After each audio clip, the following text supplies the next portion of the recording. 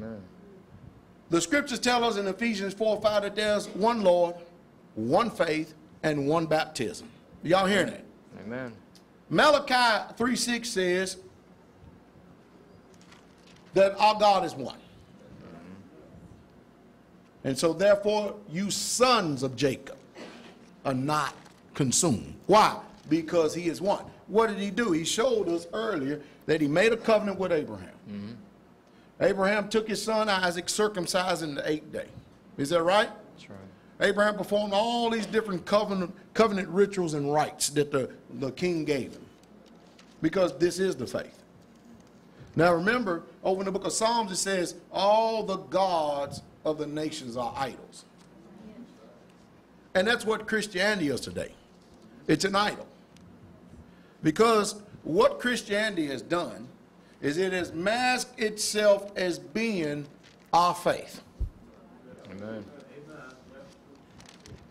And the reason why I mentioned the book earlier, The Two Babylons, which we probably got an insurmountable number of them running around this place, is because Christianity, the way people trying to tell the history of it, did not exist until Constantine.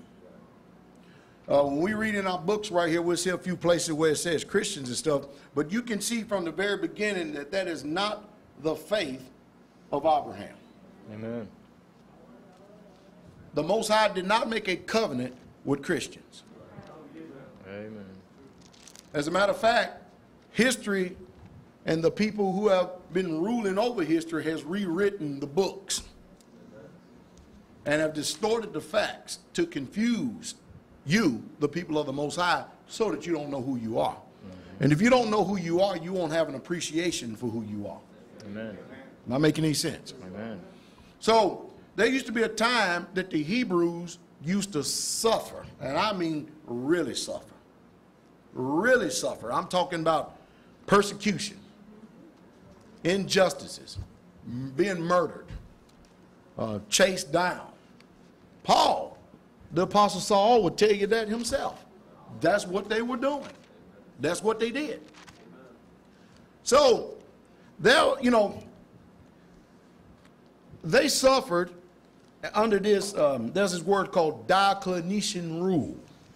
And that rule was in effect until the Roman Emperor Constantine. Now, when Constantine the Great, so they called him, he held a particular title. And that title, and I want to let you know that this is where the religion of Christianity started from. It started from Constantine. That's the reason why people are having a difficult time understanding us. Because we're coming from a Hebraic perspective and not from a Christian perspective. You know, we went back to the beginning and we walked our way on up to see where we are today so we can know who we are. All right? So there's this emperor named Constantine, which all of y'all are familiar with. They gave him a title. See if you ever heard this before. Pontifex Maximus. You ever heard that term before? Now, that is a very deceitful term. That's actually a term to, to cover up something. All right? But what that term means is supreme priest. The Pope. Did y'all hear what I said? The term Pontifex Maximus means supreme priest. All right. Out of which was birthed the Roman Catholic Church. Amen. You see, the emperor of Rome didn't dissolve. He just did not dissolve. What he did was change from a political figure to a religious figure. Am I making any sense? And the same pontiff, you ever heard of somebody named Pontiff? Yep. Or they refer to him as Pontiff? The Pope. The Roman emperor is still in place.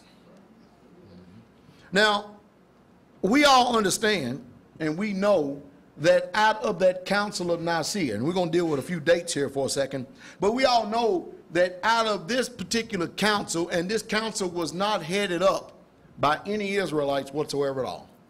They were all headed up by pagans, pagan priests. Now, where did the pagans get the name priest from? Well, they stole it from us. Amen.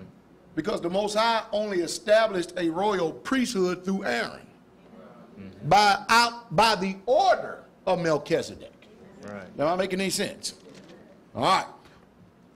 So, all of these religions that we're familiar with today, no matter what they call themselves, are the daughter of the Pontifex Maximus, the creator and the starter of Christianity, Constantine. Am I taking this slow enough for everybody to understand? Amen. You know, we getting this. All right, good. Keep in mind that the term Pontifex Maximus means supreme priest. In this country, we have a thing called admiralty law.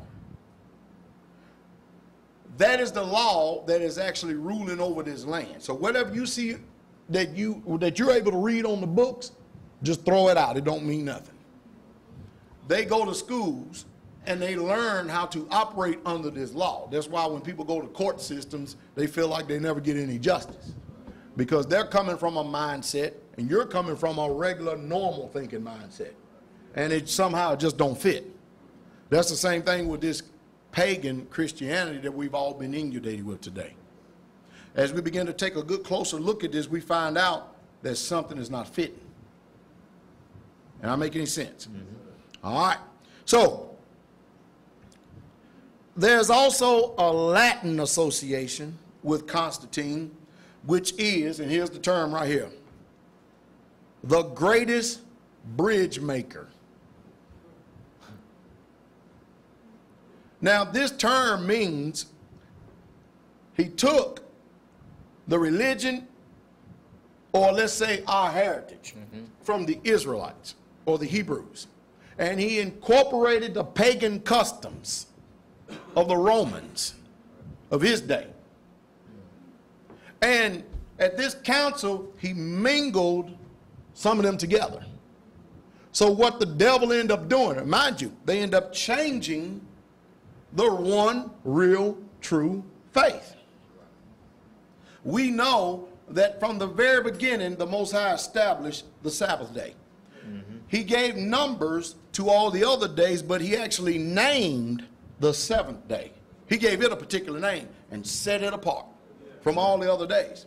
So Saul Invictus, who Constantine worshiped, he was a sun worshiper.